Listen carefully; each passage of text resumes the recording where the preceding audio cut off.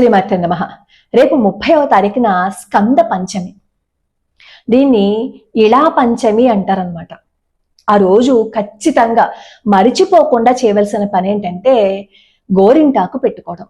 ఆషాఢ మాసంలో ఆదివారం నాడు గోరింటాకు పెట్టుకోవాలంటారు కదా. ఈ ఇలా పంచమి రోజు కూడా అంటే 30వ తారీఖు కూడా అరికాలులో మనం గోరింటాకు పెట్టుకోవాలి. ఖచ్చితంగా అరికాల్లో గోరింటాకు పెట్టుకోవాలి. ముందు గోరింటకు పెట్టేటప్పుడు కుడికాలు అరిపాదానికి పెట్టుకుని ఆ తర్వాత ఎడంకాలికి పెట్టుకోమంటారు. అలా ఆ రోజు మర్చిపోకుండా ప్రయత్నపూర్వకంగా గోరింటాకు తెచ్చుకుని గోరింటాకు పెట్టుకోండి. అలానే ఆ రోజు మునగాకు పప్పు తినమని చెప్తారు. ఆషాఢ మాసంలో ఆదివారం నాడు మునగాకు పప్పు తింటే చాలా మంచిది కదా. ఈ స్కంద పంచమి అదే ఇలా పంచమి రోజును కూడా ఈ మునగాకు పప్పు తినమని చెప్తారు. ఈ రెండు పనులు మర్చిపోకుండా చేయండి. అలాగే ఆ రోజు సుబ్రహ్మణ్యేశ్వర స్వామి వారి ఆలయానికి వెళ్ళి అక్కడ అభిషేకాలు అర్చనలు చేయించుకోండి. ఎందుకంటే ఇంట్లో మనకి విధి విధానాలతో చేయటం రాదు కాబట్టి ఆలయానికి వెళ్ళి మన గోత్రనామాలు చెప్పి అక్కడ అభిషేకం చేయించుకోండి. మనం ప్రతి మంగళవారం నాడు సుబ్రహ్మణ్యుడి ఆలయానికి వెళ్ళి అభిషేకము అర్చన చేయించుకుంటే సంతానం లేదు అని బాధపడుతున్న వాళ్ళకి సంతానం కలుగుతుంది. కుజదోషాలు ఏవైనా ఉంటే ఆ కుజదోషాలన్నీ పోతాయి అని చెప్తారు.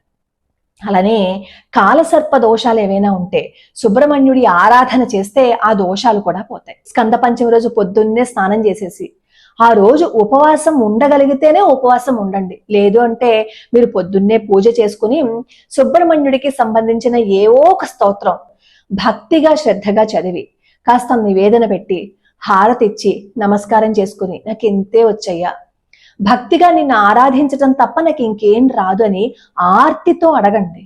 ఆర్తితో అడిగితే భగవంతుడు వచ్చేస్తాడు కిందకి. మనం ఎన్ని భక్తుడి కథల్లో చదవలే చెప్పండి. అరుణగిరినాథర్ కోసం వచ్చేలేదా సుబ్రహ్మణ్యేశ్వర స్వామి వారు?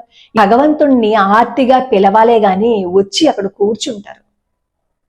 ఒకవేళ మీకు ఏ స్తోత్రము శ్లోకము రాలేదు అని అనుకోండి, ఆయన పేరునే జపం చేయండి.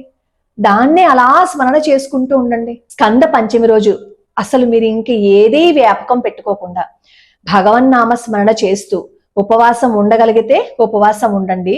కానీ ఖచ్చితంగా సుబ్రహ్మణ్యుడి ఆలయానికి వెళ్ళండి. వెళ్ళి అభిషేకాలు అర్చనలు మీరు చేయించుకోండి. గోరింటాకు పెట్టుకోవడం మాత్రం అస్సలు మర్చిపోవద్దు. మనం మన ఆచారాలని సంప్రదాయాలని పాటించకుండా కొట్టిపాడేశాం. అందుకే ఈ రోజు మన జీవన విధానం ఎలా ఉంది అంటే ఎవరు ఏం చెప్పినా మారని స్థితిలో ఉన్నాం. మళ్ళీ మన ఆచారాలని మన సంప్రదాయాలని గౌరవిద్దాం, వాటిని పాటిద్దాం.